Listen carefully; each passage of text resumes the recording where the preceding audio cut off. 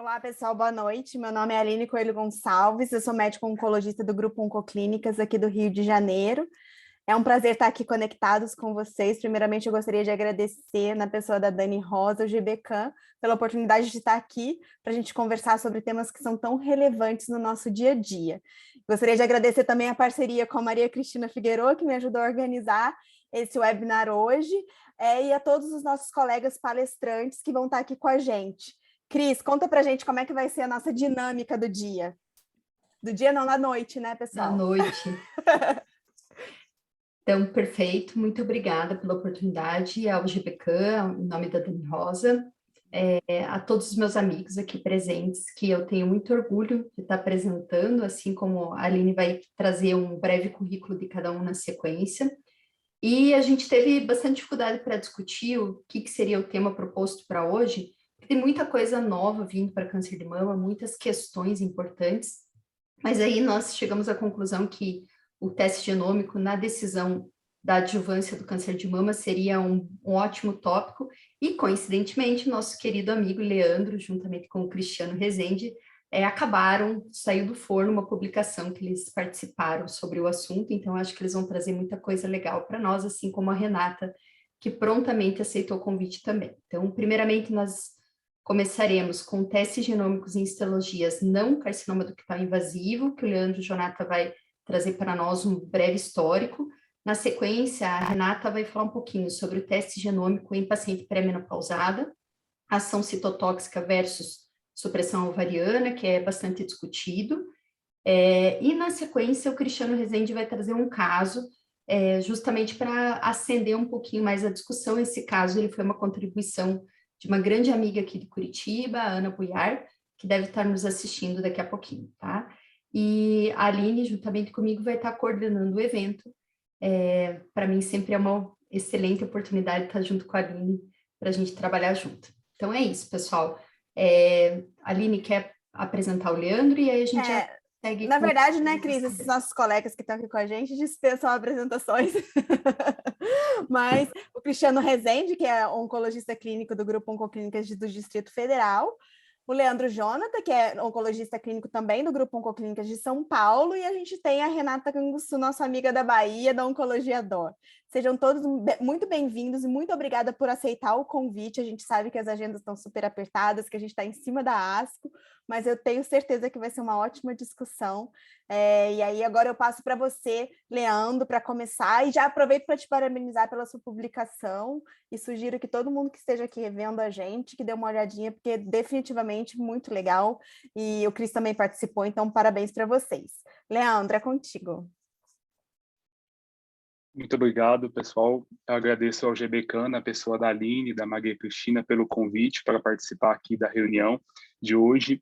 E eu vou compartilhar a minha tela e vocês me informam se estão visualizando, por favor. Tudo certinho, Leandro. Então, coube a mim, né, nessa primeira apresentação, discutir alguns aspectos do emprego, né, da utilização das assinaturas genômicas em histologias raras do câncer de mama.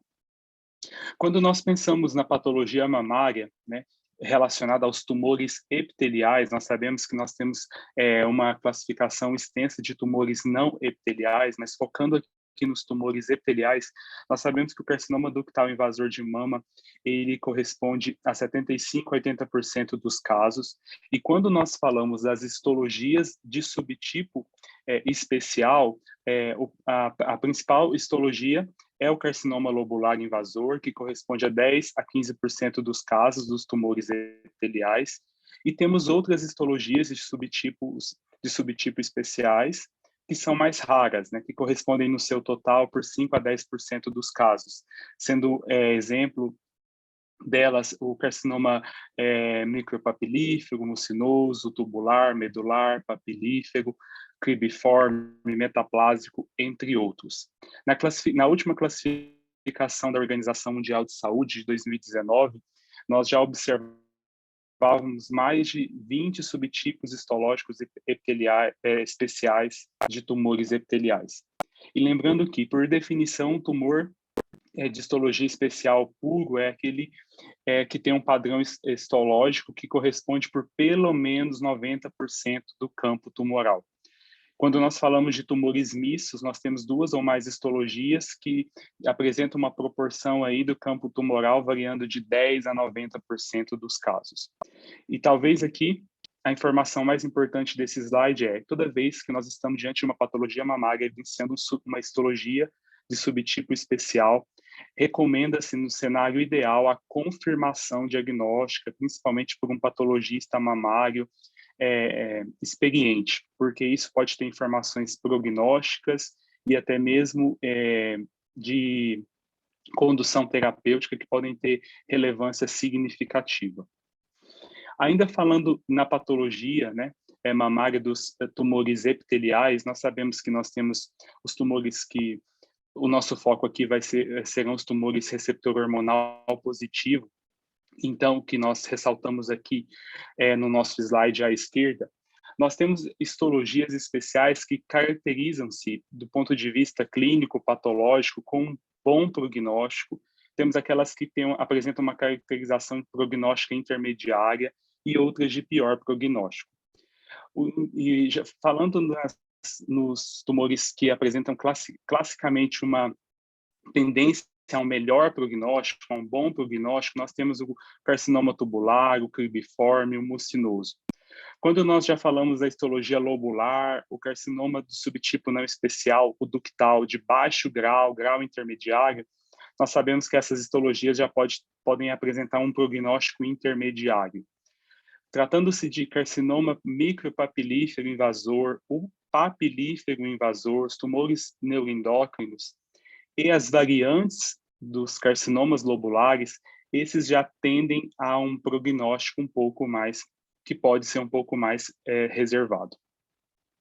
Então, resumindo, quando nós temos tumores epiteliais, receptor hormonal positivo, nós temos aqueles que caracterizam-se como um bom prognóstico, tubular, cribiforme, mucinoso. O lobular, caracterizado aí como um prognóstico intermediário, e nós temos o pleomórfico, o lobular pleomórfico e suas variantes, e o micropapilífero, que tem um pior prognóstico comparado aos demais. E o carcinoma papilífero, como nós classificamos, né? Nós sabemos que o carcinoma papilífero ele pode se apresentar na sua forma sólida, na forma encapsulada e na forma invasora. Quando nós falamos do carcinoma papilífero sólido e encapsulado, essas 2 entidades, dentro do subtipo papilífero, eles tendem a se apresentar com melhor prognóstico, como uma categoria de bom prognóstico. Mas quando nós falamos do subtipo invasivo, nós vamos ver um pouco mais disso adiante, eles tendem a se apresentar com um prognóstico um pouco mais reservado, um pior prognóstico comparado ao papilífero sólido e encapsulado. E boa parte dessa caracterização prognóstica das histologias especiais faz-se devido à patologia molecular, né, desses tumores. Por exemplo, quando nós pensamos no lobular pleomórfico e nas variantes lobulares não clássicas, nós temos aí um enriquecimento de mutações na via do PI3K, AKT, mTOR e PTEN, e temos também mutações em HER2, em HER3, até em 8% desse subtipo histológico, o que pode conferir um prognóstico diferente para as variantes lobulares. Quando nós pensamos também no micropapilífero, que é uma entidade rara, um subtipo histológico especial raro, nós temos aí, por exemplo, em até 30% dos casos, mutações em GATA3, que pode também conferir um prognóstico pior e uma resistência terapêutica para essa histologia. Então, a patologia molecular nos diz muito sobre os fatores prognósticos e preditivos dessas histologias.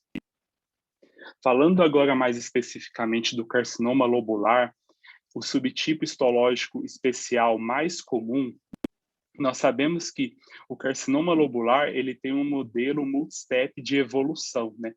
Baseado do tecido normal, que já pode perder a expressão da ecaderina, quer dizer, uma mutação no gene relacionado à E-caderina. Ele pode ter um ganho do número de cópias no cromossomo 1, perda de número de cópias no cromossomo 16, já evoluindo ali para lesões precursoras, como uma hiperplasia lobular atípica ou um carcinoma lobular in situ. Né? E a partir daí, do carcinoma lobular in situ ou da hiperplasia lobular atípica, nós podemos ter diversas evoluções, ou para um carcinoma lobular invasivo clássico, ou para as suas variantes, alveolar, sólido, túbulo lobular e até mesmo o pleomórfico. E essa evolução, né, multistep, baseado desse clone neoplásico progenitor, podemos dizer assim, se faz às custas de um enriquecimento genômico, podemos dizer assim, com mutações em HER2, HER3, TP53, em um aumento da complexidade genômica. Né? Então, nós podemos ali, de um clone de um carcinoma lobular in situ, ter uma evolução tanto para um carcinoma lobular florido, nas suas diversas variantes arquiteturais, até mesmo para uma evolução para um carcinoma lobular pleomórfico. E esse artigo muito importante de revisão sobre esse tema nos mostra que vários estudos pré-clínicos a nível celular evidenciam que raramente nós temos um carcinoma lobular puro. É muito comum a coexistência entre as variantes no mesmo tumor, ou seja, uma mesma paciente pode ter um componente lobular clássico, um componente lobular sólido e até mesmo concomitante com uma variante pleomórfica. Isso mostra a heterogeneidade intratumoral importante dos carcinomas lobulares. E, por último, nós sempre aprendemos, né, de forma clássica, na patologia mamária, que os carcinomas lobulares, eles apresentam um melhor prognóstico, uma evolução indolente. Mas nós sabemos que esses dados eles apresentam algum nível de conflito na literatura. E nós temos dados de estudos clínicos que nos mostram que, a curto prazo, os lobulares podem ter um melhor prognóstico, mas como nós mostramos aqui nesse gráfico de sobrevida livre de doença e sobrevida global, a partir do 5º, 6º ano, essa curva pode se inverter e os carcinomas lobulares ter um pior prognóstico do que os carcinomas do subtipo não especial. Então, o papel prognóstico da histologia lobular ainda é foco de intenso debate. Quando nós pensamos na representatividade dos carcinomas lobulares nos estudos de fase 3 que avaliaram a utilização das assinaturas genômicas, nós percebemos que, por exemplo, no estudo MINDACT, que avaliou a assinatura genômica MammaPrint, nós temos uma subanálise recente que nos mostrou que 9,2% da população do estudo apresentava carcinoma lobular, sendo aí praticamente metade carcinoma lobular clássico e a outra metade as variantes do carcinoma lobular. Quando nós pensamos nos estudos relacionados à assinatura genômica Oncotype, o Plan-B também tem uma análise recente mostrando que 14% das pacientes, aproximadamente, né, das pacientes que tinham uma patologia revisada de forma central, né, que já é uma parcela menor da população do estudo, então 14% tinha um carcinoma lobular. E aí, no estudo Plan-B, nós não temos a discriminação da porcentagem de carcinomas lobulares clássicos e das suas variantes. O estudo TAYLOR-X, até então, não reportou a discriminação da representatividade da histologia lobular. O Alex Ponder nos traz no seu suplemento que 13% da população do estudo apresentava a histologia lobular. Tá? Então, nós percebemos que a histologia lobular ela está representada aí de 10% a 15% nos estudos clínicos, mas as subanálises direta para essa histologia nem sempre é disponível. As que estão disponíveis nós veremos a seguir.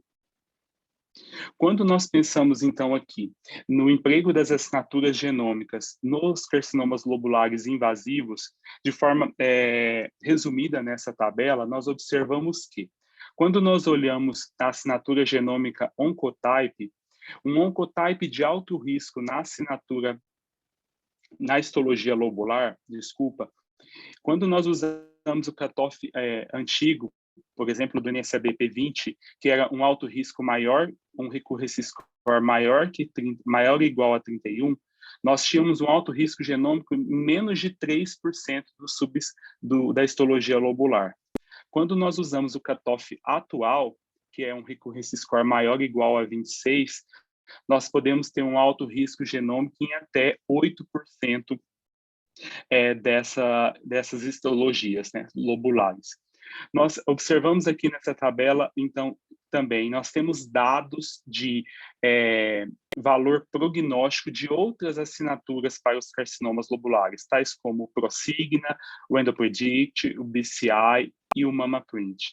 E nessas assinaturas outras, né, além de Oncotype, nós observamos que nessas avaliações nós tínhamos uma proporção maior de pacientes de alto risco genômico.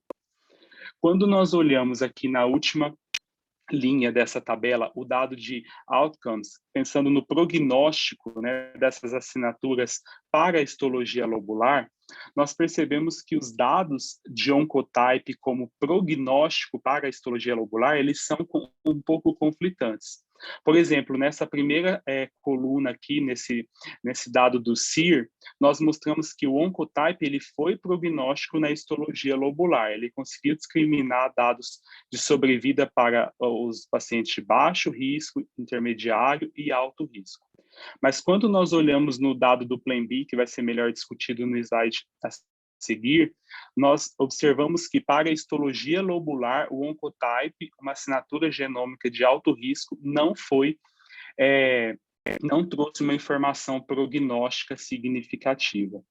E aqui nós lembramos que o Prosigna, o EndoPredict, o BCI, em análises retrospectivas de estudos relativamente pequenos, nós temos dado de prognóstico para essas assinaturas também na histologia lobular.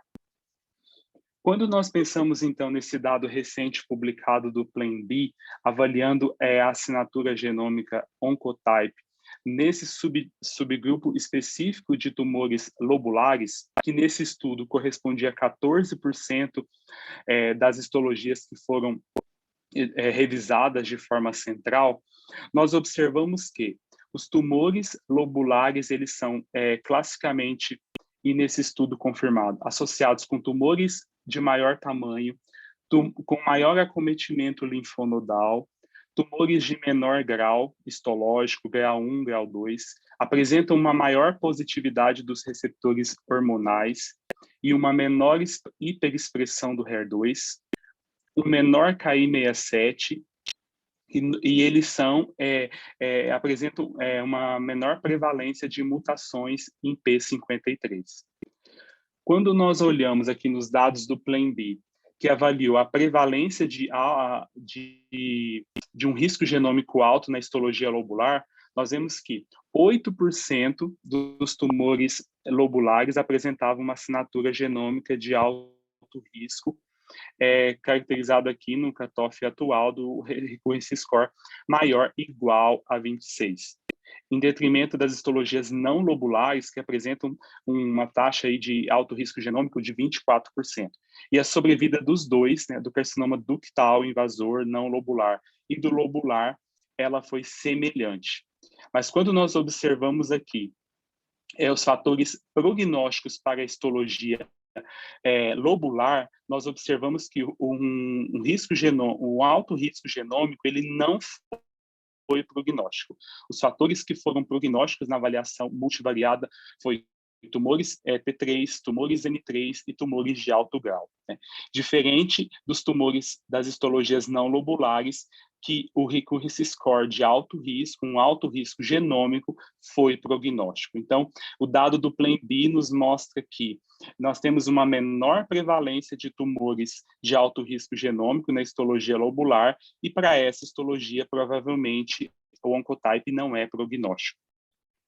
Quando nós olhamos nos dados retrospectivos do National Cancer Database, de 2010 a 2014, que avaliou em torno de 74 mil pacientes, amostras tumorais de pacientes, nós observamos que, aqui novamente, usando já o cutoff atual de alto risco genômico maior ou igual a 26, no carcinoma lobular nós temos uma prevalência de 7 a 8% de tumores de alto risco, em detrimento de quase 17% no carcinoma ductal invasor. Quando nós olhamos a relação do subtipo histológico e sobrevida global, as duas histologias principais, né, o carcinoma ductal invasor e o lobular, tiveram dados de sobrevida, curvas de sobrevida sobreponíveis, né?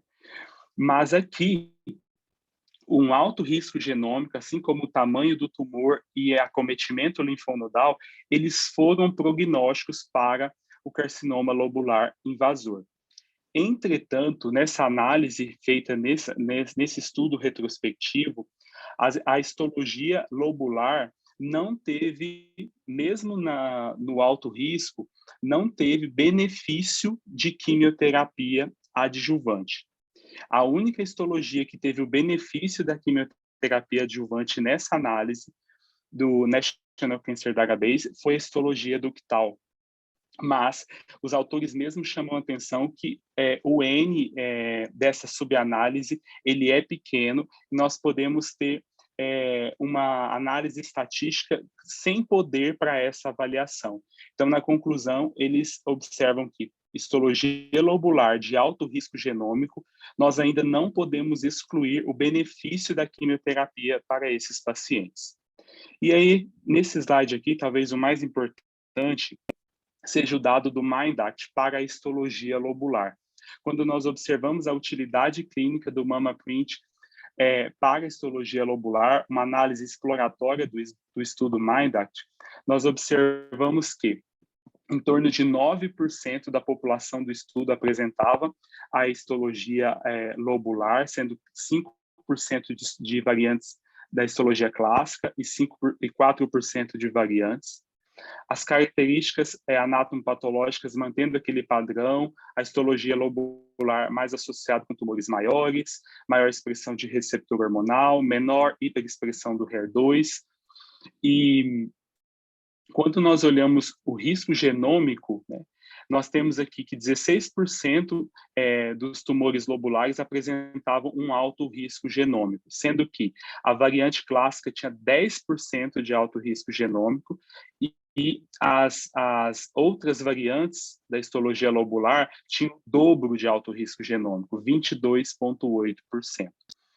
E aqui eu queria chamar a atenção para esse dado aqui, ó, que 38% dos casos tiveram um dado discordante clínico genômico, ou seja, 38% tinham um alto risco clínico e um baixo risco genômico, né? Um risco genômico baixo. E nós mostramos aqui que tanto para o subtipo de carcinoma ductal quanto para as histologias lobulares, o MammaPrint foi prognóstico, ele conseguiu separar as curvas de sobrevida para essas duas histologias. Ou seja, para aqueles 38% dos pacientes que tinham classificação clínica e genômica discordantes, provavelmente a assinatura genômica MammaPrint traz uma informação prognóstica importante e adicional na condução desses casos.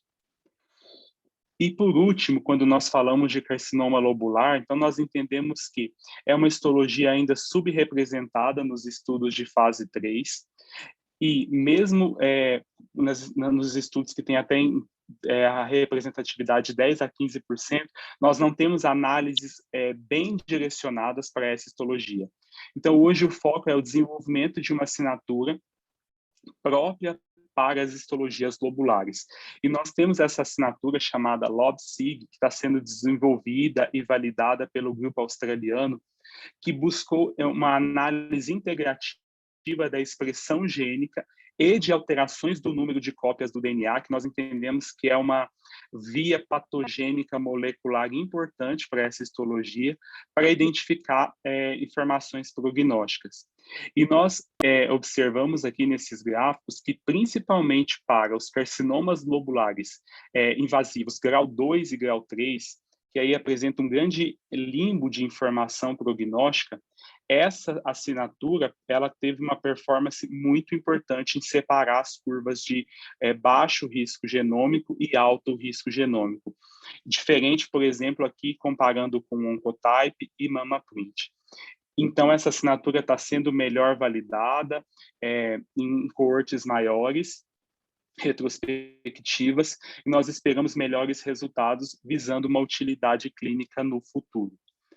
E, por último, falando das demais histologias especiais, nós temos esse dado do grupo da própria Genomic Health, e que foi feito pelo grupo do Memorial, que analisou aí muitos, mais de 600 mil tumores que foram classificados centralmente, e nós observamos que aqui é só para avaliar a prevalência do risco genômico nas diferentes histologias. Nós observamos que, então, aqui, mantendo aquele padrão, 8% dos carcinomas lobulares clássicos apresentam um alto risco genômico pelo Oncotype, e aqui já no cutoff maior ou igual a 26. Mas quando nós olhamos os carcinomas lobulares nas suas variantes, o alto risco genômico pode dobrar, mais do que dobrar, 18,5%. O carcinoma ductal, 18,3%.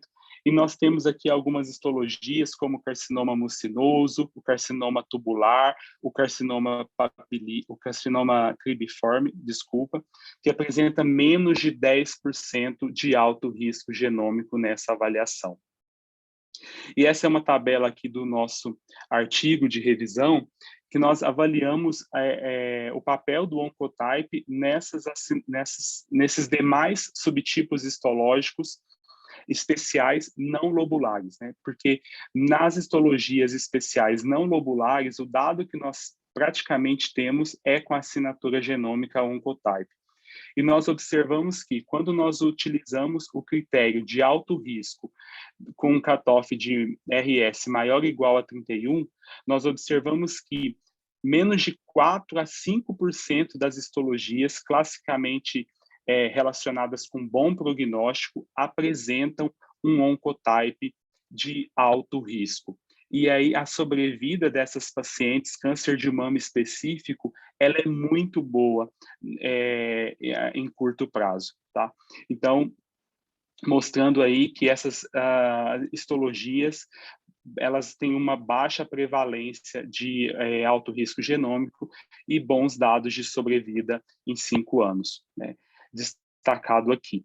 Mas quando nós olhamos, por exemplo, o carcinoma ductal micropapilífero e o carcinoma papilífero, eles podem ter aí em torno de 8%, 8, 9% de assinatura genômica de alto risco. Então, um destaque para essas histologias. Como conclusão, então, a prevalência do alto risco genômico pelo Oncotype em tumores lobulares, ela pode variar de 3% quando nós usamos o cutoff antigo, maior ou igual a 31, a até 8% quando nós trazemos para os valores baseados no TaylorX e no AREXponder. Entretanto, entre as variantes dos carcinomas lobulares, pleomórfico, sólido, essa prevalência ela pode mais do que dobrar, atingindo aí 18%.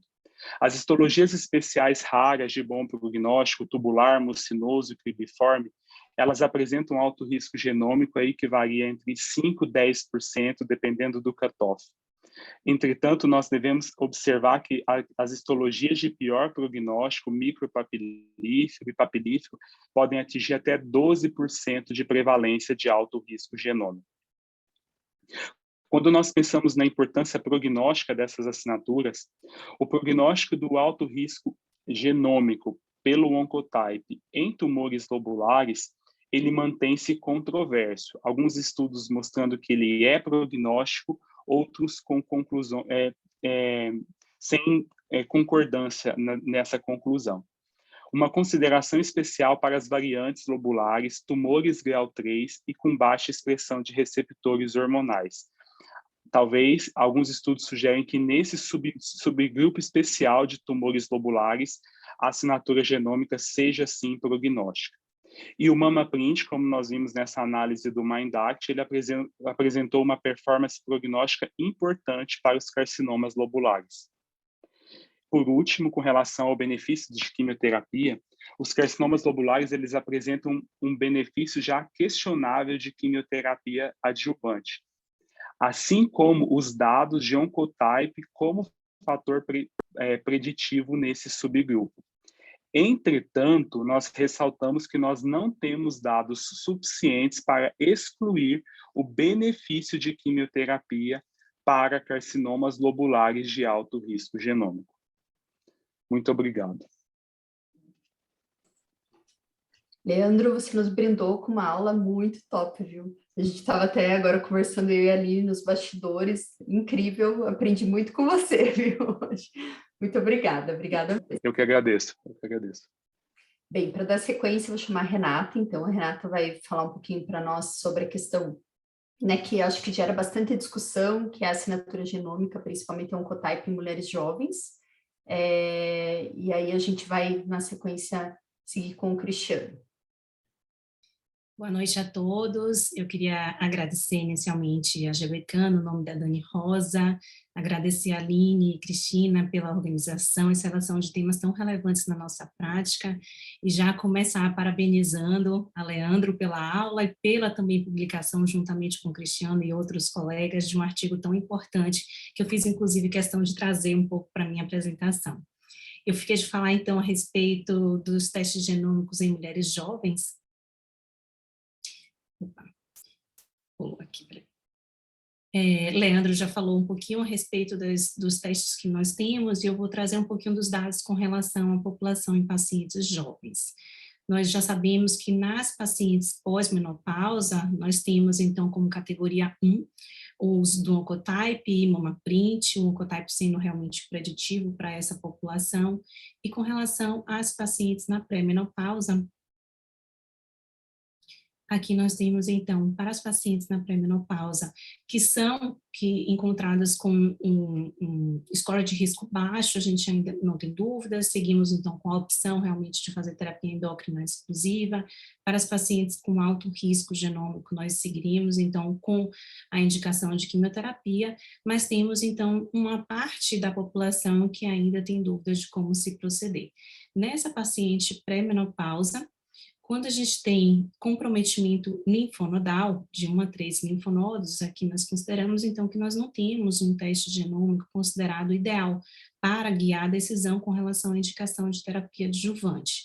E isso foi mais consolidada, essa escolha de não ter realmente um teste, principalmente depois que nós tivemos a publicação dos dados do Exponder, onde foi identificado que as pacientes pré-menopausadas que recebiam quimioterapia combinada com terapia endócrina, elas tiveram um benefício em sobrevida livre de doença invasiva. E esse benefício foi mais evidente para as pacientes com menos de 50 anos. Aqui a gente pode ver, quando a gente olha os detalhes da publicação do Exponder, que em todos os subgrupos de pacientes, independente do score de risco, houve um benefício da adição de quimioterapia. Então, mesmo para as pacientes com o score de risco baixo, houve um benefício absoluto de cerca de 4,2. Então, todos os subgrupos se beneficiaram da adição de quimioterapia. E aqui, como a gente pode ver, esse benefício foi marcante realmente em pacientes com menos de 50 anos, consolidando então com uma indicação de quimioterapia adjuvante para redução, um aumento de sobrevida livre de doença invasiva em 40% e 42% de sobrevida livre de recidiva à distância. E para as pacientes que são livres de acometimento linfonodal, a gente sabe que o teste preferido é o Oncotype, como sendo considerado categoria 1. E aqui eu vou trazer um pouco dos dados do TAILORx. Aqui a gente sabe, então, que esse é o subgrupo que há dúvida com relação à indicação de tratamento adjuvante, no risco intermediário entre 11 e 25, onde, nesse cenário, a gente pode utilizar a idade como um guia para nortear a decisão com relação ou não de indicação de químio, sendo que para as pacientes com mais de 50 anos, a terapia endócrina segue sendo uma alternativa, porque foi realmente considerado igual, mas para as pacientes com menos de 50 anos, que foi uma análise, na verdade, exploratória do estudo, eu vou mostrar com relação aos dados, o que nós identificamos nessa população é que as pacientes com um score entre 16 e 20 apresentou um benefício absoluto de cerca de 1,6, e as pacientes com score entre 21 e 25, um benefício de 6,5. E aqui, nesse subgrupo entre 16 e 20, talvez ponderar um risco clínico para decidir com relação à adição de quimioterapia seja uma escolha, onde um alto risco houve uma diferença de recidiva à distância de 5,5 versus 12, e para aquelas pacientes que teve um baixo risco clínico, não houve diferença. Já para essas pacientes com score entre 21 e 25, o risco clínico não ajudou, porque ambas tiveram um benefício absoluto considerado significativo.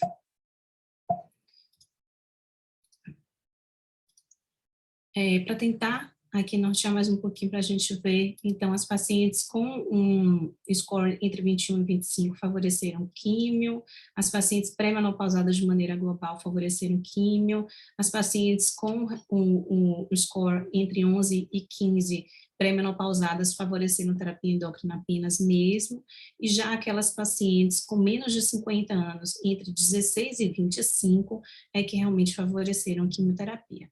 E para tentar esclarecer, então, quais seriam as pacientes, outros critérios que poderiam ajudar a nortear a indicação de quimioterapia, aqui é um estudo que mostra a proposta de um algoritmo com relação ao benefício clínico da adição de quimioterapia para as pacientes com score de risco entre 16 e 20 e entre 21 e 25, e aqui o que a gente pode ver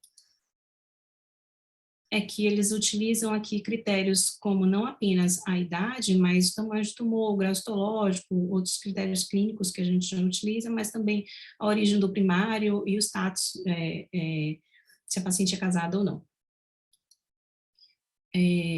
Aqui, com os dados com relação ao MIDACT, que a gente identificou que as pacientes com menos de 50 anos, com um risco clínico alto e um risco genômico baixo, tiveram benefício em termos de sobrevida livre de metástase em 8 anos de 5% absoluto, que não foi encontrado nas pacientes com mais de 50 anos.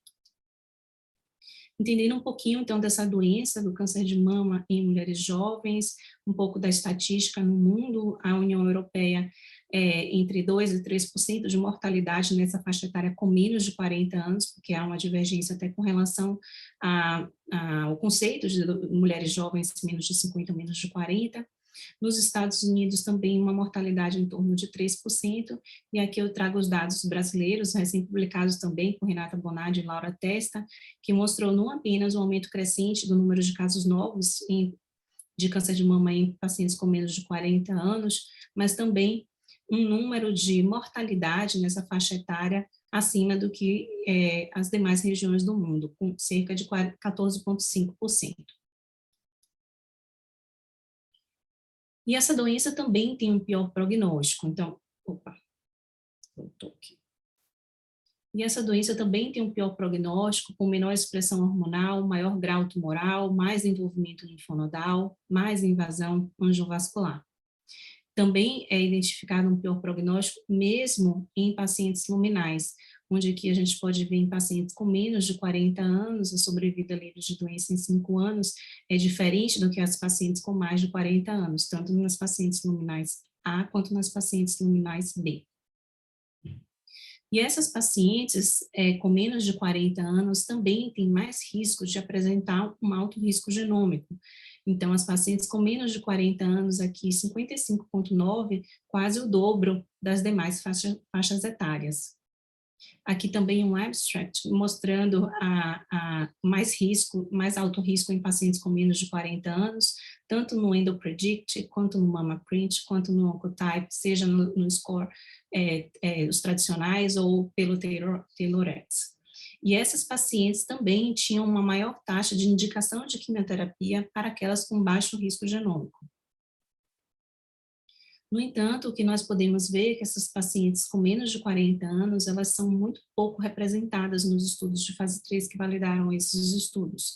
Então, aqui a gente tem cerca de, no máximo, 5%, que foi do TayloRx, né, de pacientes com menos de 40 anos. Então, é uma população que é muito pouco representada nesses estudos.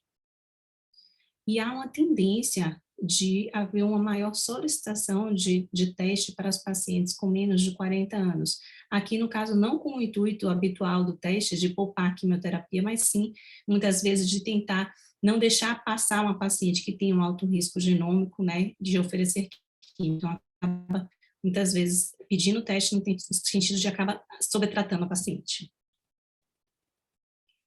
Então, como eu falei, essas pacientes com menos de 40 anos, aqui nesse caso foi menos de 50 utilizado, mas elas vão receber mais indicação de quimioterapia, e isso independente do score de risco. Então, as pacientes com um score baixo, aqui no caso com o cutoff tradicional de 18 a 30, as pacientes receberam, então, de maneira global, quase 4 vezes mais quimioterapias com menos de 50, quando comparados a mais de 50 com um score baixo de risco.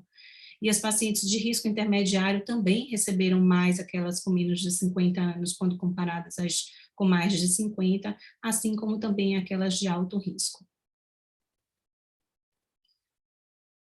Quando a gente muda o cutoff da idade para 40 anos, no score entre 11 e 25, a chance dessa paciente receber indicação de quimioterapia é quase 2 vezes maior. Então, quando comparadas a mais de 40 anos, 47,8% vai receber quimioterapia sem menos de 40 anos.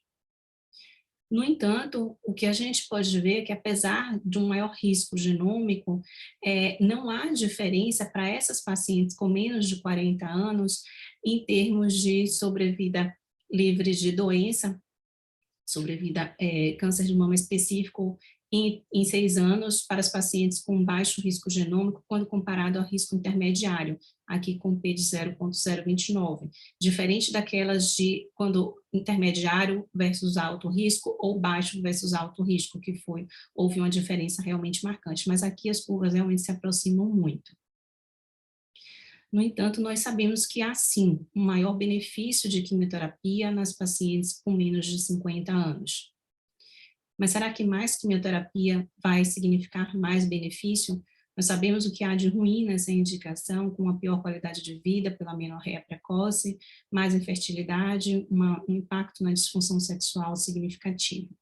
E apenas 13 a 15% dessas pacientes nos estudos pré-menopausados receberam supressão ovariana. Então, será que esse benefício é da ação citotóxica ou é da amenorreia induzida pela quimioterapia?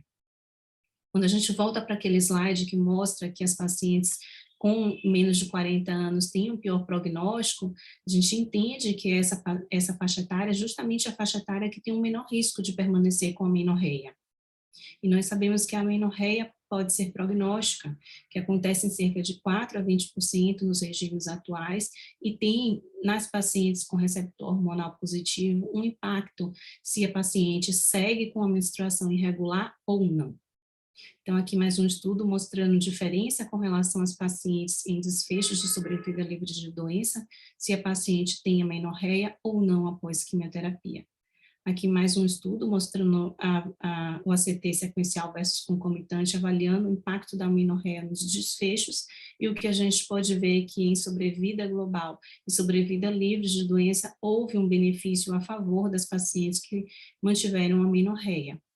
E essa daqui é uma meta-análise que foi publicada esse ano, avaliando o papel prognóstico da amenorreia após quimioterapia, mostrando em todos os estudos que houve, sim, uma correlação de benefício de sobrevida global com as pacientes que mantiveram amenorreia após quimioterapia.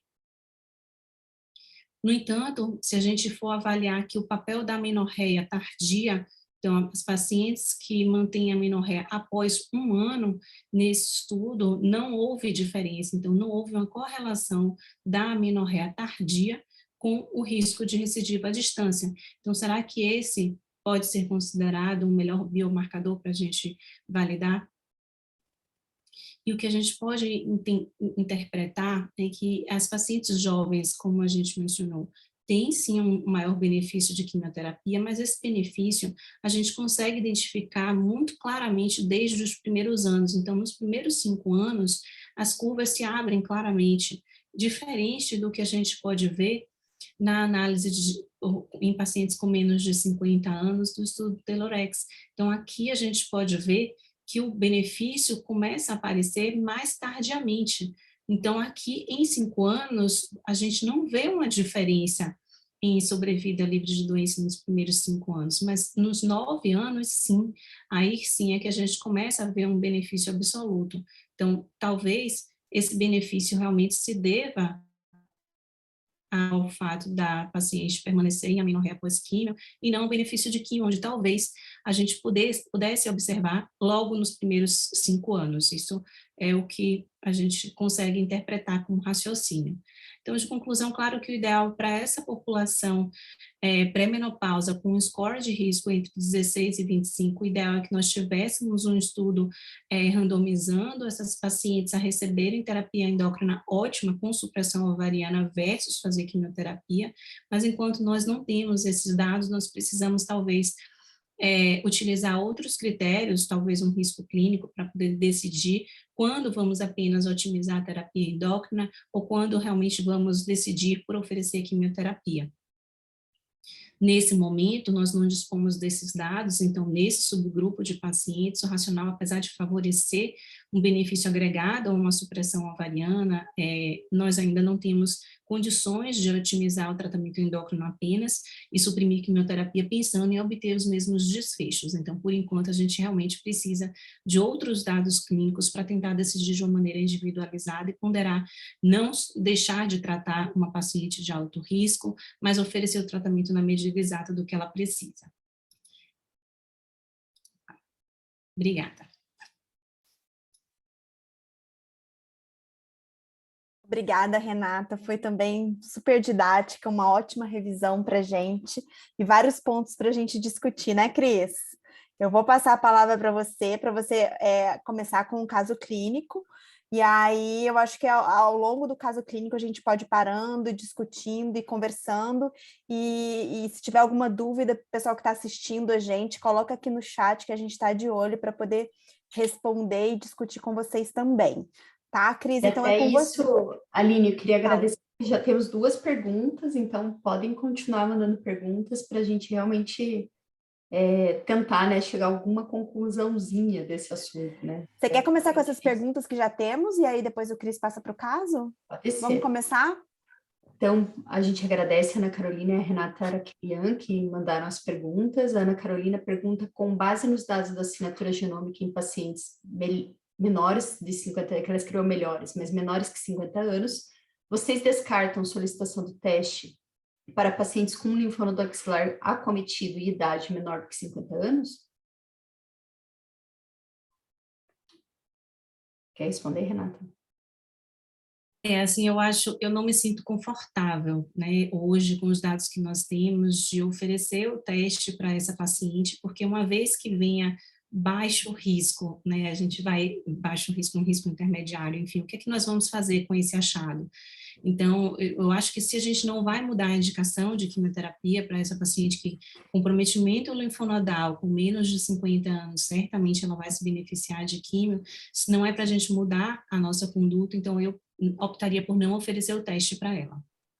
Leandro, só para colocar um pouquinho de lenha na fogueira, e se essa paciente, em vez de ter um CDI, tivesse um CLI, um CLI clássico, vamos colocar para um CLI clássico e uma variante pleomórfica, vamos colocar assim, para facilitar a sua vida. Para essa paciente abaixo de 50 anos, que menstrua regularmente, que tem uma axila positiva, pode ser um linfonodo, tá? E com a histologia de lobular, clássico e variante pleomórfica. Qual que é a sua recomendação em relação a teste?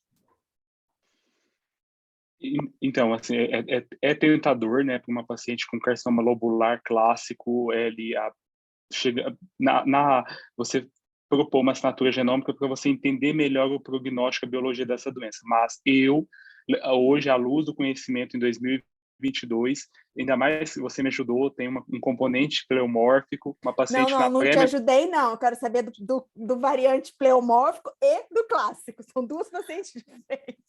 Duas diferentes. Ok, agora eu entendi a pergunta. É uma paciente independente, é uma paciente na pré-menopausa com a axila positiva. Eu não indicaria a assinatura genômica para essa paciente, mesmo sendo um lobular clássico. Eu entendo que é tentador, que a gente tem uma tendência por saber que é pouco responsiva à quimioterapia, provavelmente é um subtipo diferente. Mas hoje, em 2022, eu, Leandro, não indicaria a assinatura genômica, mesmo sendo um carcinoma lobular clássico. E se essa paciente não tivesse dinheiro para o teste, e ela é lobular clássico, axila positiva, clássico, você ia fazer quimioterapia? Ou você ia fazer só supressão ovariana? Eu acho que avaliaria outros fatores, né? Pré-menopausa, mas o quão pré-menopausa e grau histológico, o nível de receptor de hormônio, Ki67, talvez, tem todas as questões. Mas talvez eu discutiria com ela que a gente não tem essa resposta, mas talvez o melhor tratamento para ela fosse supressão ovariana com hormonioterapia. Mas eu concordo com a conclusão da Renata. Nós ainda não temos dado, mesmo para histologias raras, de omitir com segurança quimioterapia para paciente na pré-menopausa N positivo. Eu confesso para vocês que eu tenho muita dificuldade de prescrever quimioterapia para carcinoma lobular clássico. Então, mesmo considerando a paciente mais jovem, eu acho que a minha tendência é fazer a supressão ovariana com inibidor ou tamoxifeno, enfim, mas eu não faria quimioterapia nesse contexto de um linfonodo positivo para paciente com lobular clássico revisado por um patologista que me desse segurança do diagnóstico. Agora, com outras variantes, eu concordo com você, eu seguiria o fluxo da quimio. Alguém mais quer? Deixa eu só dar um palpite. Primeiro, quando você falar Cris, você tem que falar Cris 1 ou Cris 2. Fica eu e a Cris olhando para você. Cris que passa frio e Cris que não passa frio, entendeu? Mas vamos lá, eu concordo, acho que a gente não tem hoje dado da literatura que nos permita solicitar assinatura genômica para linfonodo positivo em paciente pré-menopausado, que foi até a primeira pergunta que você fez para Renata, assim, talvez o único dado, mas que eu não uso na prática, seria a questão do EpiClean, porque eles utilizaram na validação linfonodo positivo o estudo JCAN, que incluíram 300 pacientes na pré-menopausa, e daquelas pacientes que tinham EpiClean de baixo score, nenhuma dessas pacientes recorreram no follow-up do estudo, só que são 30 e poucas pacientes que acabaram tendo essa classificação. Não é um estudo prospectivo, randomizado, fase 3, que nos dê essa robustez. E me incomoda isso, porque quando a gente pegou a publicação do TAYLORx em 2018, quando a gente pegou a publicação do MAMAPRINT e do MIDAT em 2016, a gente omitiu quimioterapia para todas as nossas pacientes na pré-menopausa com linfonodo positivo, principalmente pensando no MIDACT, né, porque no TAYLORx não entrou. E aí quando a gente pega um follow-up mais longo, essas curvas começam a se abrir, a gente deixou de tratar paciente, deixou de dar esse benefício. Então, eu acho que esse é o primeiro ponto, a gente precisa ter um dado mais robusto para isso realmente entrar na nossa prática clínica.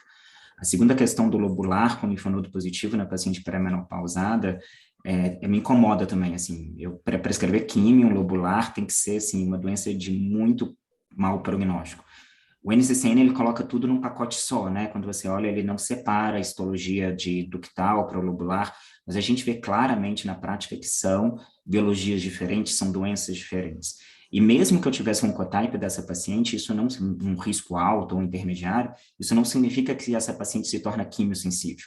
Não significa que vai ser o tratamento. A Renata falou muito bem na aula dela, que vai ser a quimio que vai reverter esse prognóstico dessa paciente e transformar essa paciente numa melhor respondedora. Então, eu ainda acredito que o lobular é sim a doença que o driver hormonal é a principal estratégia, a supressão ovariana, mas é muito difícil ao mesmo tempo um lobular clássico, mas com 4, 5, 6 linfonodos positivos, se é uma paciente extremamente jovem, abaixo de 30 anos de idade, é muito difícil você não indicar quimioterapia para essas pacientes, pelo benefício da dúvida, que como a gente não tem nenhum dado prospectivo que realmente nos dê um guia de conduzir essa paciente de qual é a melhor estratégia. Acho que vai até de encontro um pouquinho ao caso que a gente vai trazer, né, Cris? Enfim, metade da audiência talvez ache A ou outra metade B, mas eu concordo que lobular clássico, é muito difícil a gente ficar indicando quimioterapia sem ter outros fatores para que possamos julgar melhor se a paciente vai ter esse real benefício, real impacto da quimioterapia. Tem outras perguntas bem interessantes aqui, eu vou ler mais 3 perguntas. Obrigada, pessoal, por estarem participando. Então, a Renata Araquelian, ela pergunta se, considerando que pacientes jovens são subrepresentados nos estudos de testes genômicos, como que nós enxergamos o papel do EndoPredict e que inclui mais jovens, mas não é prospectivo?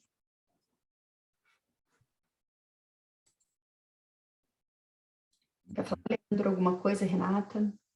Eu acho que o fato de não ser prospectivo, a gente fica muito limitado, né? Se num estudo robusto, que a gente tem dados prospectivos, a gente ainda tem limitação com tantos outros critérios, e a gente pegar dados de um estudo que não foi prospectivo para aplicar na nossa prática, em uma população onde tem realmente um risco maior de recidiva à distância, eu não fico confortável de utilizar de maneira rotineira, não. Não sei se vocês têm essa segurança, essa tranquilidade, mas aquilo que eu comentei realmente... no começo, desculpa, Renata, aquilo que eu comentei no começo, assim, foram 300 pacientes no estudo do EpiClean, que foi o GEICAM, porque a primeira análise do EpiClean, eles pegaram pacientes que não fizeram químio, né, então eram os estudos do ABCSG, do Transatac, e agora a gente teve, agora não, né, depois quando eles foram avaliar o papel preditivo e em paciente pré-menopausa, linfonodo positivo, eles incluíram a análise do GEICAM. Só que são 300 pacientes, todas linfonodo positivo e todas fizeram quimioterapia. Então, assim, é difícil você tirar muito dado em relação a isso. É uma assinatura que se mostra prognóstica, eu acho que tem esse potencial. E talvez no futuro venha a ser a principal assinatura que a gente vai lançar mão para essa população de pacientes. Mas hoje, de escalonar tratamento baseado no EpiClean, eu acho que os dados são pouco representativos para que a gente faça isso, pensando em linfonodo positivo. Pensando em linfonodo negativo, o próprio Oncotype tem uma representatividade muito maior do que o próprio EpiClean, porque o Oncotype foi um estudo de quase 10 mil pacientes, e quando você pega ali em torno de 5, 6% de pacientes com abaixo de 40 anos de idade, você vai ter um número maior do que 300. Então, eu acho que para paciente pré-menopausada M0, apesar delas estarem subrepresentadas nos estudos, as séries que a gente tem, tanto séries de caso quanto os próprios dados prospectivos, ele mostra que essa ferramenta consegue prognosticar bem essas pacientes. O que a gente sabe é que a maioria dessas pacientes acabam entrando em critérios de maior risco, como o Leandro apresentou muito bem. São pacientes que tendem a ter outros fatores de pior prognóstico associado, menor expressão de receptores hormonais, maior KMS7, maior grau. Então, acaba que a gente sabe que isso está correlacionado. A assinatura do Oncotype são os 16 genes, ele leva em consideração a esses fatores, positividade de receptor, grau, e é muito difícil na prática, você ter esses dados dissociados, você tem um tumor de baixo grau e um recurrence score muito alto, ou o contrário, geralmente eles andam juntos. Então, eu acho que a gente tem como solicitar, sim, um Oncotype para uma paciente jovem, acho que não tem por que a gente não solicitar. Hoje, realmente, o principal fator limitante é a carga linfonodal. A gente hoje não consegue prognosticar muito bem essas pacientes e, principalmente, predizer o benefício da quimioterapia para elas. Tem uma questão interessante também da Ana Carolina Queiroz, que sempre acaba que a gente discute nas nossas reuniões em relação a paciente com RS muito alto, se vocês considerariam intensificar a quimioterapia, por exemplo, um PT1, N0, fazer só TC, ou porque o RS é muito alto, sei lá, 50, 60, a gente faria ACT. Então, assim, escolher o tipo de químio baseado no RS, a gente tem dado para isso? Como é que vocês têm feito no dia a dia? Dados para isso, infelizmente, não, né? Mas, assim, que eu acabo, sim, a paciente que tem um índice mais do que 25, né? Eu acabo, já que vai tratar, oferecendo ACT mesmo, pacote completo. E aqui, especialmente, a gente falando da pré-menopausa ou na pós-menopausa também, isso vale para qualquer idade? Bom, eu peso um pouco mais na pré-menopausa, né? Uhum. Assim, acho que na pós-menopausa a gente fica um pouco mais tranquilo com relação a isso. É um paciente que tem um prognóstico diferente, então eu acho que, e até porque também a questão de tolerância e tudo mais, então a gente pesa um pouco mais a mão, costuma pesar um pouco mais na paciente mais jovem. Então, essa postura eu incorporo mais para paciente pré-menopausa. Não sei vocês se fazem diferente. Eu só queria comentar, Renata, eu concordo com você, acho que é muito tentador para a paciente de alto risco genômico, principalmente quando o RS passa ali de 30, de você incluir a antraciclina para essas pacientes. Mas naquela análise dos pacientes do TAYLOR-X com alto risco genômico, uma análise que eles publicaram posteriormente, a gente vê que metade ou mais da metade das pacientes, mesmo de alto risco genômico, receberam um esquema sem antraciclina, por exemplo, TC. Então, a gente vê que realmente a gente não tem esse dado que nos dá a garantia que a gente precisa associar a antraciclina para o alto risco genômico. Mas eu concordo com você que é uma tendência, né? A gente entender a biologia como um todo com o auxílio da assinatura genômica. Eu acho que, assim, os desenhos de quimioterapia, eles precederam os estudos de assinatura genômica. Então, a gente não tem um critério de assinatura para selecionar esses pacientes. Um dos poucos estudos que fez isso prospectivamente foi o Plan B, para comparar antraciclina com centraciclina, mas eles excluíram aquelas pacientes de baixo recorrência score na seleção desses pacientes. Então, até 11, essas pacientes não entravam no desenho do estudo. E esse trabalho... Não, pode continuar, depois eu vou E esse só botar uma trabalho pimenta.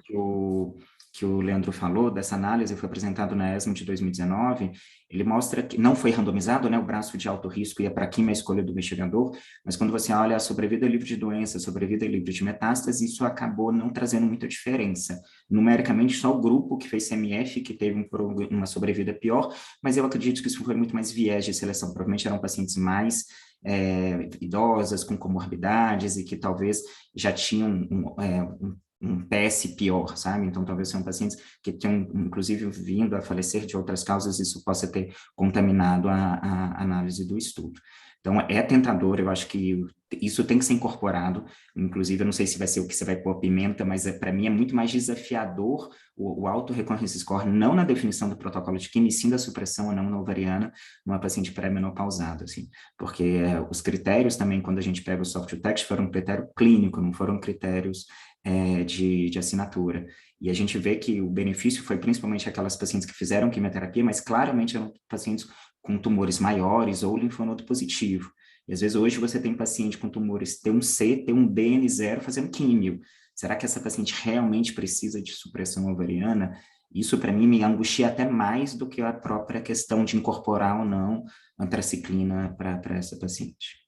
Era uma pimenta, um tempero escalonado, Cris, que eu ia perguntar da supressão e na sequência eu ia escalonar para o abemaciclib adjuvante, numa paciente de extremo alto risco, mas que não tenha os critérios clássicos do monarquia, se também fica nessa tentação de oferecer a abema baseado nisso. A gente sabe que a gente não tem esses dados, mas assim, é a mesma coisa dessa vontadezinha de fazer quimioterapia, antraciclina, uma coisa mais puxada, mas assim, eu acho que tem que deixar aqui numa sessão educacional é que a gente não tem definitivamente estudo para respaldar isso, é muito mais hipóteses e feeling do que ciência, né? Então, eu imagino que todo mundo passa pela cabeça a vontade de fazer um abemaciclib para uma paciente que tem um extremo alto risco, pelo menos pensa em discutir com alguém, mas a gente não tem dado para isso, e eu queria só deixar claro essa questão daqui da importância das reuniões, né? Da gente discutir e definir, mas o que está valendo são os critérios do estudo. Eu botei a pimenta e eu mesma respondi, né? Não sei. Não deu oportunidade. Mas eu concordo, eu tenho, quem me conhece, sabe, eu sou assim, eu sou extremamente acadêmico, então eu tento replicar os critérios de inclusão do estudo. A gente não tem dado de abema para N0, então assim, mesmo que a paciente tenha uma recorrência extremamente alta, a gente incorporar o abema, por exemplo, uma paciente que foi para químio porque ela tinha uma recorrência de 50, eu não tenho como dizer que essa paciente realmente vai se beneficiar do abemaciclib. O papel do inibidor de ciclina na adjuvância está consolidado com os dados do monarquia, mas você ainda vai ver os dados com o palbociclib são negativos, então a gente ainda tem uma série de zonas cinzentas que a gente ainda não consegue esclarecer porquê da divergência desses resultados, por que um foi positivo e o outro foi negativo. Então, extrapolar por N0, eu acho que é muito difícil, assim, eu não me sinto confortável.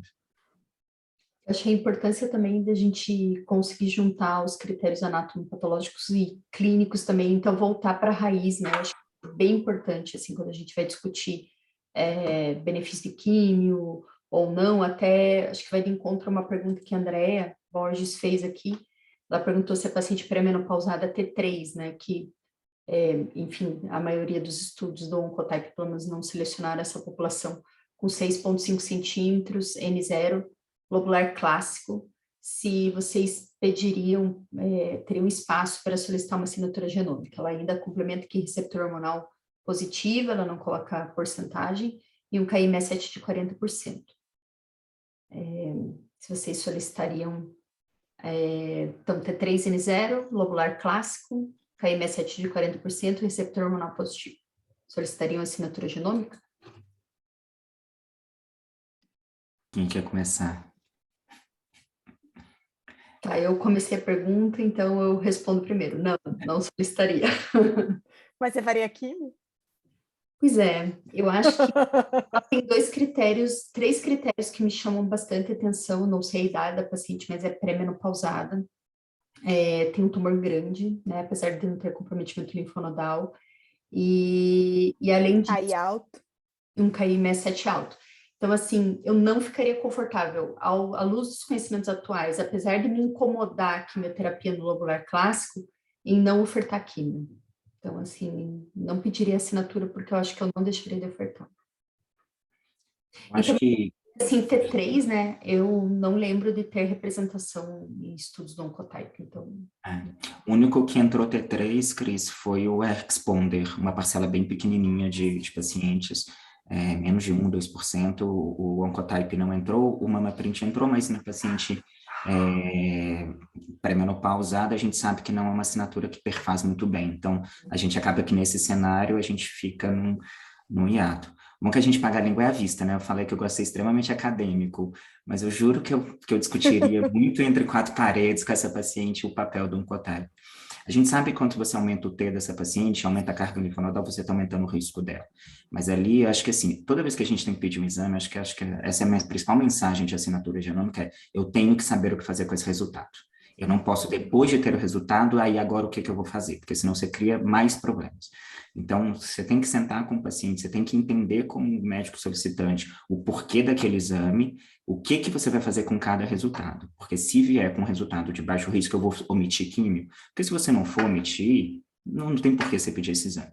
Então, essa tomada de decisão, ela tem que ser fundamental. Então, se é um caso borderline, numa paciente que é pré-menopausada, mas igual a Aline falou, está ali mais próximo dos seus 50 anos, é um T3, mas é um T3 mais próximo de um T2, é um 5,5 até 6 centímetros, ou é uma paciente que tem características de muito bom prognóstico, receptor de estrógeno e progesterona fortemente positivo. O KM7 me incomoda, eu acho que a variabilidade interlaboratória é muito grande. O próprio teve um estudo que avaliou a questão de Oncotype, avaliando no Plan B, no próprio dado do estudo Plan B, que eles avaliaram o grau e depois avaliaram o laboratório central. No estudo clínico, teve 44% de mudança de grau de tumor. Então, assim, imagina o KM7. Então, se o KM7 eu tenho muita dificuldade de incorporar na minha prática clínica como fator de decisão. Ele torna-se muito mais um termômetro ali.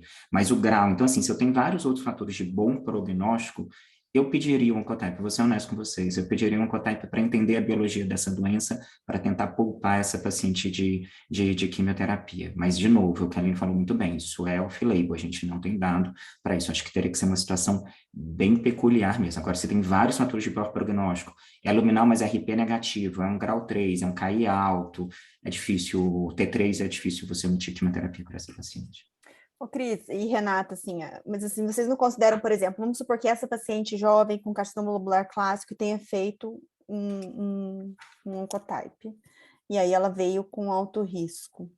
Vocês não consideram que, também off-label, né, porque a gente não tem essa resposta, essa paciente ela precisa muito mais de uma boa supressão ovariana com inibidor de aromatase do que com quimioterapia?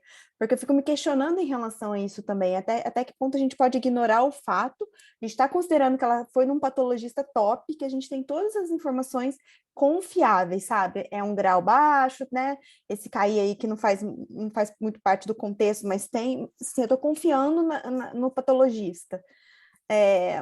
Nesse contexto, vocês não acham que ela precisa muito mais de uma supressão ovariana do que definitivamente de uma quimioterapia? Ou será que não é aqui que o papel da supressão ovariana secundária à quimio teria um maior impacto para essa paciente? Assim, achar, eu acho que sim, né? Mas, assim, o fato é que, apesar de todo esse incômodo que nós temos com relação a como conduzir o lobular e o desejo de conduzir diferente dos ductais, entendendo do comportamento da doença, nós não temos nada, né, que embasem, assim, que nos dê uma segurança para poder fazer menos químio para essa paciente, para poder, enfim. Então, eu não me sinto, assim, segura. Eu entendo que realmente o benefício maior vai ser da supressão ovariana, acredito nisso mesmo, né, mas, ao mesmo tempo, essa paciente vindo de alto risco, eu não deixaria de oferecer quimioterapia para ela, né, porque, assim, eu acho que a gente não tem dados que nos tranquilizem com relação a ter o mesmo benefício, apesar da gente acreditar que sim, né, que o maior benefício dela vai vir sim do tratamento alvo do drive endócrino, eu acredito nisso, mas a gente não tem nenhum guideline que nos endosse a fazer isso. Perfeito. Essa sua pergunta, Aline, eu só lembro da aula do Dr. Sérgio lá no GPK agora, ele é homenageado e contando a história dele. E eu vejo várias coisas que ele prescreveu no passado que ele não usa mais. Então, eu tenho certeza que no futuro vai ser isso. A gente vai olhar para A gente vai trás. estar contando a nossa história e vai falar, como, não faço mais isso. como é que eu prescrevi químio para um lobular, mas hoje é o que a gente Mas eu tem. acho que por hora a gente não tem essa... A gente não tem como fugir, infelizmente. Essa segurança para não prescrever. Mas eu sou uma fã de hormonoterapia, eu acho que para muitas situações a gente vai descobrir, inclusive na neoadjuvância, eu acho que a gente vai ter um espaço grande aí para pesquisa, para entendimento melhor de pacientes que, por exemplo, podem receber hormonoterapia neoadjuvante, mas por hora ainda eu uso muito critério clínico patológico para decidir assim, se a paciente tem ou não que fazer químio, ou mesmo assinatura genômica. Eu só vou fazer a pergunta do Diocésio? Diocésio! Depois a gente passa para o caso clínico, senão a gente não acaba ainda mais. Não, mas as perguntas estão ótimas, gente. Então ele vai ficar achando que eu tenho alguma coisa contra o Diocésio. Atenção, Diocésio, é a sua vez. Viu? Diocésio, pergunta para o Leandro, que o Leandro disse que a porcentagem do lobular é entre 10% a 15%. Porém, no Amazonas, 1,3% é de 6,5% a 6,9%. E estudos do Otto Metzger, eles mostram que está ocorrendo um aumento de carcinoma lobular nos Estados Unidos. Aí ele pergunta se teria alguma explicação em termos de desenvolvimento dos países para a incidência do lobular. Gostei da sua pergunta, mas eu não sei responder. Extremamente inteligente, assim, mostra um profundo conhecimento da parte do Diocésio, mas realmente eu desconheço uma explicação de fisiopatologia, de patogênese aqui, para essa diferença de prevalência. Eu acho que é uma pergunta que nos chama a atenção para aquele detalhe. Histologia especial é igual confirmação de patologia por um patologista experiente. Então, talvez a confirmação patológica aqui já justifique parte dessa diferença de prevalência, né? Mas eu não sei se, por exemplo, tratando de uma histologia que tem muita correlação com lesões precursoras, hiperplasia lobular atípica, carcinoma lobular in situ, se diferenças de exposição hormonal, industrialização, fatores reprodutivos teriam também uma interferência nessa patologia, nessa patogênese. Perfeito. Cris, será que você pode projetar o caso? Porque o caso, na verdade, é uma angústia de um tumor board que aconteceu aqui em Curitiba, muitas discussões, eu acho que vem bastante de encontro que a gente estava discutindo até o momento. Perfeito. E a Cláudia Buiar está aqui, que é a dona do caso, então acho que ela vai ouvir. Vocês estão vendo a minha tela? Sim. Perfeito. Então, é um caso que foi cedido, agradeço a Cláudia por ter enviado, que a gente vai discutir um pouco esse cenário aí que a gente apresentou, tanto do tema da apresentação da Renata, quanto do Leandro. Para não ser indelicado, também queria agradecer muito o convite, não falei no começo, a toda a equipe do GBCAN, a pessoa da Dani, Aline, Cris, e parabéns, Renata e Leandro, as aulas foram fantásticas mesmo. Então, vamos lá, uma paciente de 49 anos, pré-menopausada, que ela veio para oncologia já após um tratamento adjuvante para um câncer de mama bilateral, onde ela foi submetida a uma adenomastectomia com biópsia de linfonodo sentinela, agora há mais ou menos um mês e pouquinho, no dia 4 de abril. Então, veio com esse diagnóstico de tumor bilateral, sendo que na mama esquerda era um carcinoma mamário invasor misto, lobular e ductal, de 1,7 centímetros, grau 2, com invasão angiolinfática negativa. E o BLS dessa lesão da mama esquerda veio sem comprometimento linfonodal. E a imunistoquímica veio um RE e um RP de 100%, um HER2 negativo e um KM7 de 22%. Então, aí fechando o estadiamento patológico da mama esquerda no T1CN0. E na mama direita veio um carcinoma mamário invasor multicêntrico de padrão lobular clássico e pleomórfico de 2,2 centímetros com invasão angiolinfática positiva, grau 2, um RE, um RP de 100%, um HER2 negativo, um KM7 de 18%, e além desse carcinoma multicêntrico, que em conjunto media 2,2 centímetros, tinha um outro nódulo satélite à direita, que na patologia veio um carcinoma ductal invasivo de 1 centímetro, grau 1, luminal A-like, RRP fortemente positivo, HER2 negativo, KI abaixo de 14. E no linfonodo sentinela dessa paciente veio um foco de micrometástase de 2 milímetros, sem extravasamento extracapsular, de um linfonodo retirado, e aí fechando um estadiamento patológico, um PT2, PN1-MIC. Essa paciente não tinha os sinais de metástase à distância. Não tinha nenhuma comorbidade, não faz uso de medicação contínua, gesta 1 teve um filho, ciclos menstruais regulares, ela tem 49 anos, e uma história familiar de uma mãe com câncer de mama aos 70 anos e um irmão com câncer de próstata. Então, as duas perguntas diretamente relacionadas à apresentação de cada um, se essa paciente tem indicação de assinatura genômica e o que a gente deveria ofertar para essa paciente, quimioterapia ou supressão ovariana. Vocês querem que pare de compartilhar a tela ou deixa no anátomo patológico? Muita informação de anátomo patológico. Muita informação. É um caso difícil. Então, na mama esquerda, um misto lobular conductal, T1CN0, luminal B-like, e à direita, um misto lobular clássico e pleomórfico, multicêntrico, de 2,2 centímetros, luminal B, e um CDI T1, de 1 centímetro, grau 1, luminal A, e um linfonodo sentinela positivo com micrometástase. Acho que a primeira pergunta que a gente tem que colocar nessa discussão, se vocês quiserem eu volto depois a compartilhar, tá, gente? Linfonodo microscópico. Como é que a gente vai pensar nessas pacientes? Porque é um dilema, né? Então, não vou nem pensar em bilateralidade, em misto, não. Vamos pensar, a primeira discussão que eu acho que a gente tem que pensar é como que a gente vai encaixar essas pacientes com tumores N1-MYC. Prognosticamente, elas são mais próximas de N0, como é que aplica a assinatura genômica para essas pacientes? O que vocês têm feito na prática de vocês? Eu ia pedir 1 minuto para fazer essa pergunta do N1-MYC na pré-menopausa. Me senti muito bem representado nesse caso. Eu só queria começar fazendo um adendo. Eu acho que essa paciente, não é o foco aqui, né? Mas como é uma discussão acadêmica, ela precisa muito de uma avaliação oncogenética, né? Um carcinoma bilateral, a câncer de mama na mãe e o irmão com câncer de próstata. Tem uma alta chance de ter uma mutação, né? Variante patogênica em BRCA2. Então, essa seria a minha primeira recomendação. Aqui, nós vemos ali a imunistoquímica, né, da mama esquerda e da mama direita. Mas uma coisa que nós precisamos aprender com esses tumores multifocais e multicêntricos é que eles precisam ser bem representados na imunistoquímica e também, né, quando você faz uma assinatura genômica. Porque você coloca ali um carcinoma mamário misto, que é o componente ductal e lobular. Você faz uma imunistoquímica, qual foco foi?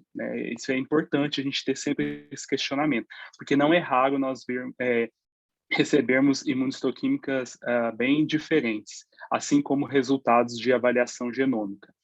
Para essa paciente com carcinoma bilateral, multifocal, com componente pleomórfico, componente ductal, N1-MYC, eu tenderia fortemente a não indicar, a minha tendência é não indicar a assinatura genômica e discutir o potencial benefício de quimioterapia, né?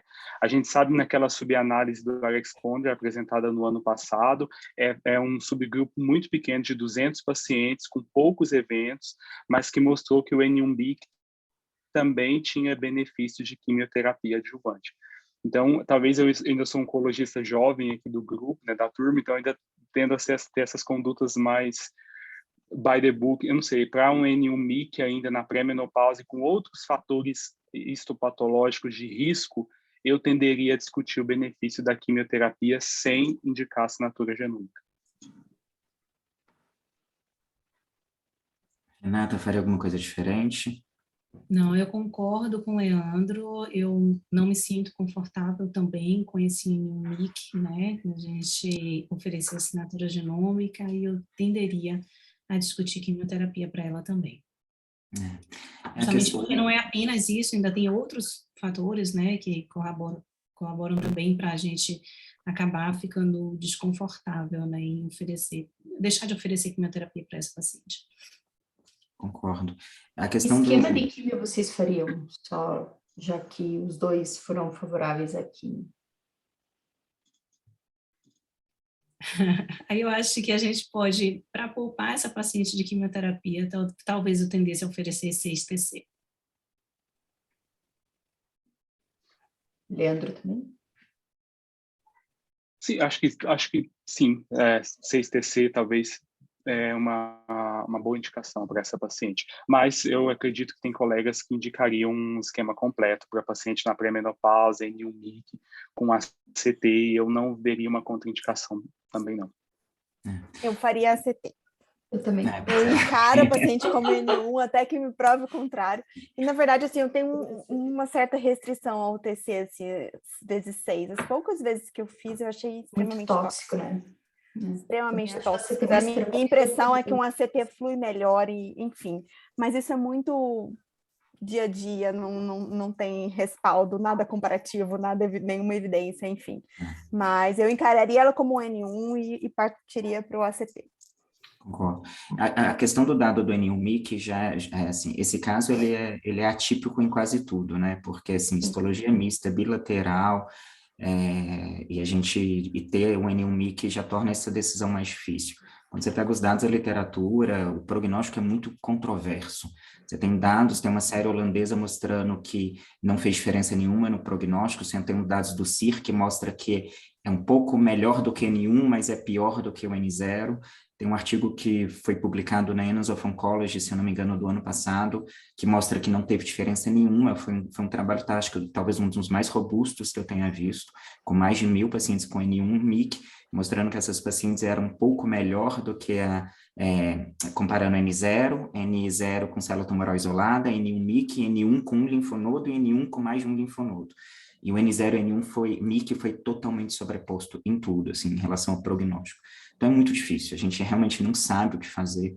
Eu acho que o dado da Responder trouxe um dado para falar, faça químio, que é o que a gente tem agora, mas eu concordo, assim, é um N muito pequeno, não foi planejado para essa população, a gente precisa ter um estudo focado nessa população de N1-MYC. Eu acho que talvez pelo benefício da dúvida eu ficaria ali no meio termo, assim, já que o prognóstico não é igual ao N0, mas não é igual ao N1, talvez eu faria 6-TC para essa paciente para tentar poupá-la de antraciclina. Apesar de que agudamente eu sei que a toxicidade é pior do que a CT, eu tenho muito receio de toxicidade a longo prazo da antraciclina. Quem já teve paciente com insuficiência cardíaca de antraciclina tem pânico. Eu já tive algumas. Então, eu acabo sendo mais conservador na antraciclina nesses casos. Mas é um dilema difícil nessa situação. Alguém mudaria a conduta se fosse um lobular clássico N1-MYC? Cris, acho que antes de você passar para essa pergunta, deixa eu só emendar aqui numa pergunta da Renata aqui no chat. Claro. Que ela coloca assim, em tumores multifocais e teste genômico, temos análise retrospectiva validando isso? O que vocês pensam? Como vocês costumam usar? Equivale para multifocal, multicêntrico, enfim. Como é que é a visão de vocês em relação a isso? Que é o caso aqui, né? Se a gente fosse pedir. A Mônica está aí, eu acho, do Fleury, e pelo menos os casos que eu solicitei, eles fazem a análise em diversos, na multifocalidade, né? Então, diversos fragmentos tumorais. Isso eu acho que auxilia a gente, sim. Eles param quando mais completo. uma biópsia já fecha o tratamento. Então, se na primeira amostra já tem um recorrência alto, que já define conduta do paciente, Eles não não tem avaliam como os testar demais, os né? outros. Mas se você tem lesão multifocal, multicêntrica, se vem uma lesão baixo risco, eles testam a próxima. No estudo Taylor-X, não era permitido entrar pacientes com tumores bilaterais. Isso era critério de exclusão do estudo. Mas no R-Responder eles já permitiram. Eu acho que era muito mais uma questão de desenho do estudo do que necessariamente alguma questão que seja proibitivo para isso. Obviamente, falando de tumores com a mesma biologia, receptor hormonal positivo, HER2 negativo. A Mônica escreveu. Respondeu exatamente isso. Obrigada. O Dr. Daniel Gimenez tem um grupo de estudo de câncer de mama aqui em São Paulo, e recentemente ele separou um artigo justamente sobre isso. É uma análise retrospectiva de 120 casos de tumores multicêntricos e ou multifocais. E aí mostra que, nessa análise, há uma alta taxa de concordância entre o risco genômico nos diferentes focos. E aí eles estratificaram para a idade. Principalmente em pacientes após os 50 anos, essa taxa de concordância ultrapassa 95%. Nas pacientes abaixo dos 50 anos, há uma taxa de concordância em torno de 80%. Então, sim, tem sim essa análise publicada no ano passado, retrospectiva, que é limitado, 120 casos, mas que tem ali um dado de tumores multicêntricos multifocais.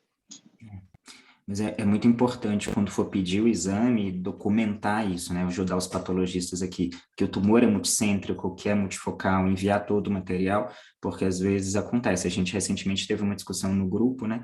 Que de um tumor multifocal, um com excelente prognóstico, outro de prognóstico ruim, aí veio o resultado de recorrência score, sendo que você não não sabe qual lesão foi enviada, se enviar adequadamente, porque isso pode acabar te levando a subtratar a paciente. A gente também teve um outro caso, foi um dos primeiros casos que a gente discutiu no tumor board da Andrea de São Paulo, que era um tumor misto. Então, fizeram um oncotype no componente de bom prognóstico. Ela tinha um ductal associado a um tumor tubular, e aí foi feito só no componente de bom prognóstico, a recorrência veio baixo, mas a gente tinha que ter testado o componente de alto risco. Então, é muito importante documentar, encaminhar o material completo, deixar isso muito bem descrito no pedido do exame, qual que é o status da paciente, qual que é o diagnóstico da paciente para facilitar aí o trabalho do teste, porque senão acaba falseando aí para mais, principalmente para menos o resultado e a gente subtratando as nossas pacientes. Cris, a gente tem 3 minutos para acabar o caso. Deixa eu falar uma coisa, se fosse um lobular clássico ali, né, como você questionou, não te animaria fazer um oncotype por conta do CDI dessa paciente? É um T1C N0 numa paciente pré-menopausada. Então, eu acho que eu pediria, daí, nesse caso, por conta do CDI. Não sei se alguém pensa diferente. Concordo, eu acho que ela tem critérios de alto risco ali também, né? Assim, pelo menos risco intermediário, porque ela tem um tumor grau 2, um CDI de 1,7 centímetros numa paciente pré-menopausada, não é necessariamente uma paciente que você já consegue omitir a quimioterapia de cara, sabe? Então, eu acho que essa paciente em questão, ela valeria a pena na assinatura genômica se você tivesse um lobular clássico de um lado, com características de muito bom prognóstico, e um CDI do outro. Eu acho que talvez nesse caso eu pensaria em incorporar. Mas ela já tendo um lobular pleomórfico, linfonodo positivo, a gente viu aí na apresentação do Leandro, os pacientes pleomórficos, elas têm um prognóstico mais reservado, né? Então, eu não deixaria de omitir quimioterapia para essa paciente de jeito nenhum.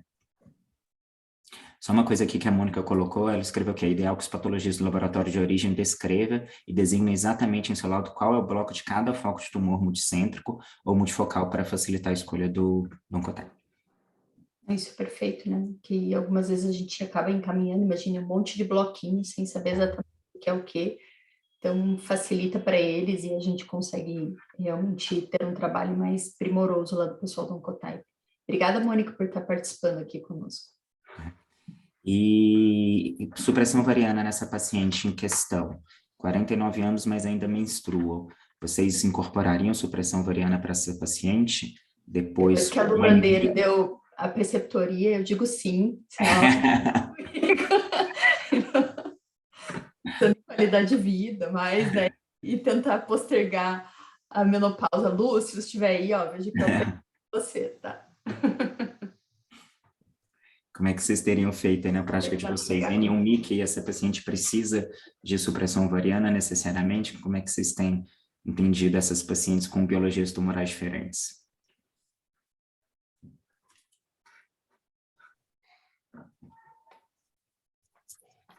Ninguém vai falar?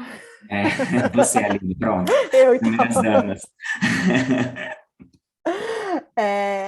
Cris, na verdade, esses pacientes na perimenopausa, né? Aquelas que a gente considera que nos próximos 5 anos elas vão entrar na menopausa, a gente vai ter oportunidade em algum momento de oferecer um inibidor de aromatase para ela. Assim, eu acho que ela precisa de algum momento de inibidor de aromatase. O que eu tenho feito na minha prática para as minhas pacientes, aquelas que estão mais próximas, apesar de eu não saber quando, né? Mas enfim, às vezes tem gente que menstrua com 52, 53 anos.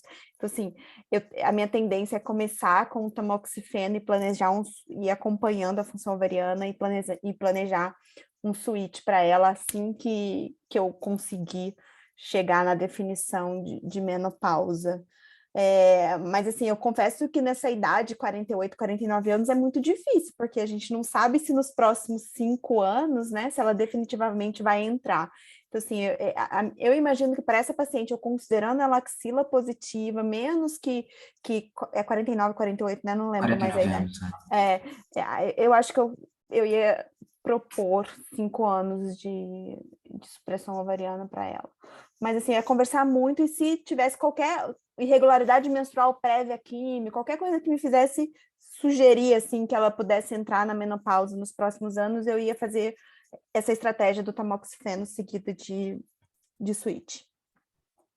Acho que talvez para essa paciente, uma estratégia também para discussão é que, pensando que é uma paciente N1-MIC, pré-menopausa, que nós não vamos indicar assinatura genômica e vamos fazer quimioterapia, talvez essa paciente entre nos critérios do ASTRA e seria uma paciente para a gente considerar a supressão ovariana por 2 anos, né? E aí, juntando com esse critério que a Aline levantou muito bem, que ela provavelmente tem possibilidade de estar na perimenopausa. Então, eu discutiria, assim, um período mínimo de supressão ovariana pós-quimioterapia e talvez aos moldes do ASTRA eu programasse 2 anos. Renata, essas pacientes que vão para químio e saem da químio em amenorreia com estrógeno suprimido, você aguarda para ver se esse estrógeno começa a subir para você incorporar a supressão na sua prática, ou você já começa com a supressão imediatamente para essa paciente? É engraçado, eu abri aqui para poder perguntar, sim, vocês vão fazer a supressão, mas vocês vão esperar ver se ela vai voltar a menstruar ou vão monitorar estrógeno para poder decidir com relação a isso, porque essa paciente com 49, a chance dela menopausar de fato é grande, né, então, com a quimio, então, não sei, mas assim, eu tendo a acompanhar estrógeno mesmo, né, para poder ver se ela realmente voltar a produzir e aí então entrar, mas eu não entraria automaticamente com a supressão. Eu acho que ela pode sim entrar na menopausa definitiva, né, estando com 49 ali muito próximo do período natural de menopausa, eu acho que a chance dela voltar a menstruar é pequena. Então, talvez o benefício aí nesse cenário de supressão ovariana já seja menor. Então, e fora todo o custo com relação à toxicidade que a gente sabe, impacto muito grande em qualidade de vida, né? Então, eu tenderia a segurar um pouquinho e esperar realmente para ver se ela vai voltar ou não com relação a produzir estrógeno. Até porque, como o Leandro falou muito bem, essa paciente tem uma alta chance de ter uma mutação germinativa de BRCA2, né?